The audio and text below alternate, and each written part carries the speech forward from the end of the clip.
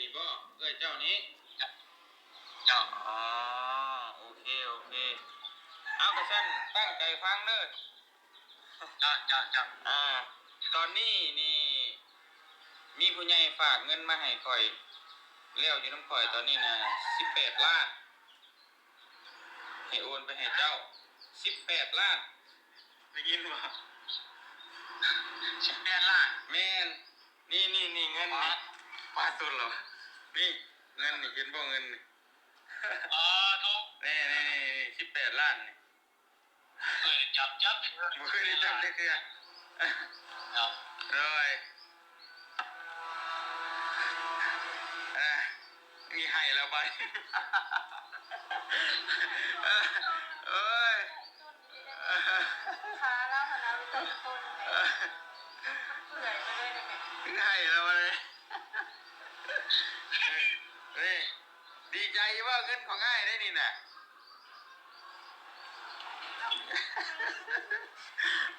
น้ำตาก็จะให้แล้วแหละ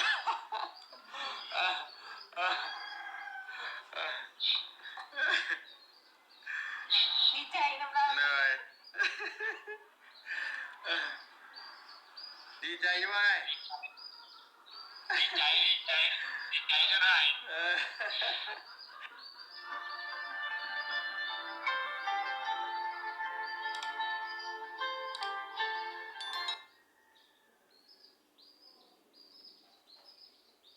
สบายดีเด้อมาพบมาฟอกับบ่าวเฮืองเนาะบ่าวเฮืองก็จะมาอัดคลิปแล้วมาเล่าประสบการณ์เนาะที่บ่าวเตียงเคยช่วยเหลือเฮานะที่ผ่านมานะพี่น้องก็อาจจะบ่เคยได้เบิ่งหรือบ่นี่บางคนก็บ่เคยได้เข้าไปเบิ่งเนาะเข้าไปเบิ่งได้เด้อช่อง YouTube บ่าวเตียงทองเนาะไม่คิดไม่ฝัน18 ล้านเขามากระทันหัวใจน้ำตามันไหลไม่หยุดนี่ที่เพิ่นนั่นนะเอาลง YouTube ตั้งเล็บปีนึงแล้วแหละบางเรื่องก็จะมาเล่าประสบการณ์ที่นะบางเรื่องก็ขอความช่วยเหลือทางบ่อเตียงทองเพิ่นเนาะเล็บปีนึงนี่แหละที่ผ่าตัดขาบางเรื่องนี่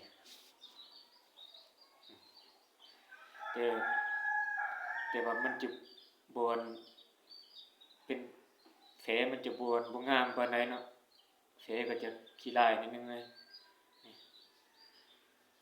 บางคนอาจจะบ่เห็นเนาะ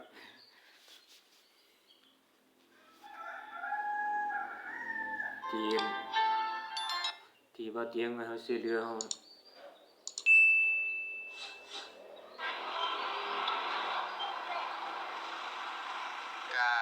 สบายดีและสวัสดีน้องพ่อแม่พี่น้อง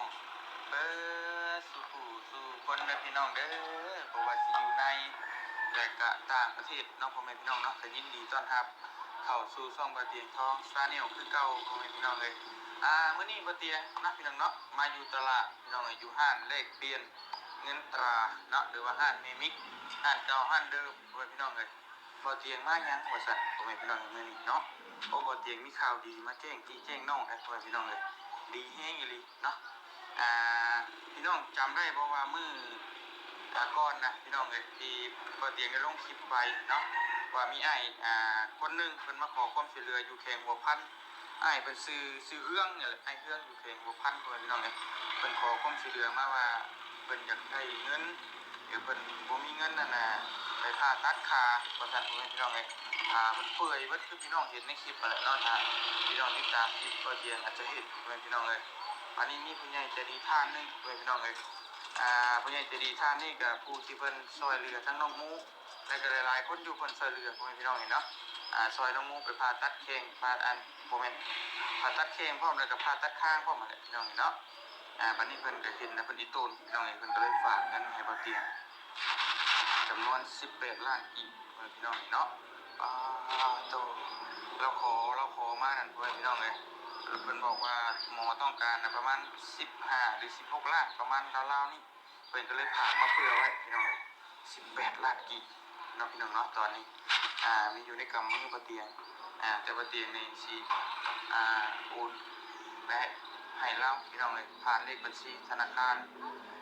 พัฒนาลาวพ่อแม่พี่น้องเลยบ่เตียงมาโอนอยู่ห้านเลขเปลี่ยนเงินตาเนาะอยู่นี่แหละตลาดเซโนนี่แหละพ่อแม่พี่น้องเลยแต่ก่อนอื่นบ่เตียงต้องโทรหาเราก่อนพี่น้องเลยเรายังบ่ได้ฮู้ได้นี่บ่เตียงบ่ได้บอกเราพี่น้องเนาะแต่พอเราดีใจหรือตกใจไปเลยหรือว่าเบิ่งน้ำกันพี่น้องเนาะตอนนี้ก็อยู่ในห้างเลยพ่อแม่พี่น้องเลยบ่เตียงก็สิคอนเฟิร์มอีกเทื่อนึงก่อนว่าเลขบัญชีนี่แม่นแท้บ่หรือว่าจังใดพี่น้องก่อนสิโอนไปเนาะได้รับการยืนยันจากเราก่อนสิโอนไปผิดพลาดนะเพราะอีกยุ่งอีกพี่น้องเงิน18ล้านบ่แม่นน้อยๆเนาะพี่น้องเนาะนี่แหละก็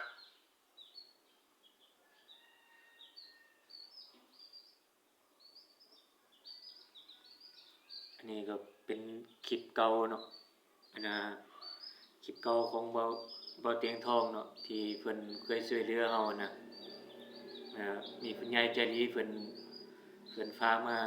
18ล้านเนาะอยู่ต่างประเทศเนาะเพิ่นบ่ออกชื่อออกเสียงแล้วเพิ่นก็ช่วยเหลือมา18ล้านเพิ่นฟ้าตัดขาจ้ะก็เป็นความจำที่ดีเนาะที่บ่ลืมครั้งที่บ่ลืมความทรงจำนี่ตูบัญชีทิพนางทิพพวัน ทิ นี่ พ เนาะ พาวันบอกก็มาเอาเงินอยู่ค่า ก่อนโจสัว โจไม่เฮ็ดยังว่าไงคือยังโอนเงินโอนข้ามบ่ได้แล้วบ่อยากให้ลูกค้าโอนเข้ามาเลขบัญชีนี้เนาะโทรศัพท์บ่เฮือกับความจำเต็มเนาะอันนี้ก็ยืมโทรศัพท์พี่น้องมาอัดคลิปให้พ่อแม่พี่น้องได้เบิ่งนี่จะอัดคลิปได้ประมาณส่ำนี้เนาะประมาณ7นาทีเนี่ยก็เต็มแล้วความจำบ่รู้ว่าจะเฮ็ดวิธีอะไรจะให้มันบ่ให้ความจำเต็มเนาะสิได้ไปปรึกษาทางห้างโทรศัพท์ลองเบิ่งเนาะเอาบ่เฮือก็สิขอจบไว้เพียงส่ำนี้ก่อนเด้อคลิปนี้เนาะฝากพ่อแม่พี่น้องติดตามคลิป EP ต่อไปเด้อจ้ะสบายดี